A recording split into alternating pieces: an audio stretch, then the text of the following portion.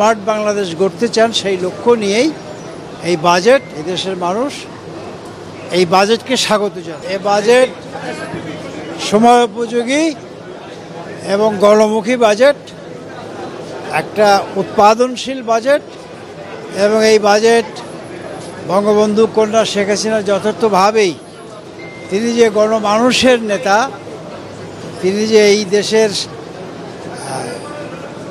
উন্নয়ন, সমৃদ্ধি এবং 2041 সালের যে স্মার্ট বাংলাদেশ গড়তে চান সেই লক্ষ্য নিয়েই এই বাজেট প্রণয়ন করেছে এবং আশা করি এই বাজেটের এই কি বলে যে ফল হিসেবে এই দেশের মানুষ উপকৃত হবে।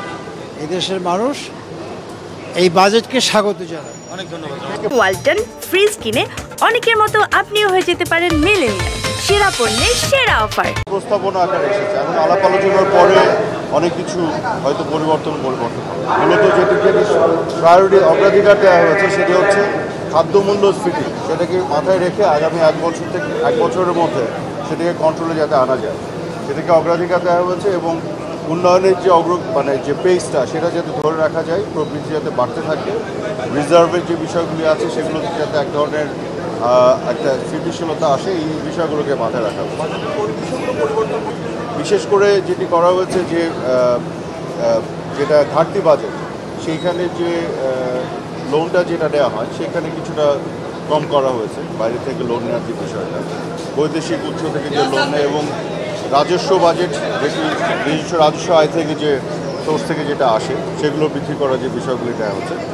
আর মূলত যেটি দেখা হচ্ছে যে বিশেষ করে খাদ্য মূল্যস্ফীতি কিন্তু ওভারঅল খাদ্য মূল্যস্ফীতির জন্য বেড়ে গেছে, অন্যান্য ক্ষেত্রে কিন্তু মূল্যস্ফীতি সহনশীল অবস্থায় আছে। তো যে কারণে এই এরিয়াতে যে সমস্যাগুলি আছে সেগুলো দেখার চেষ্টা করা হচ্ছে।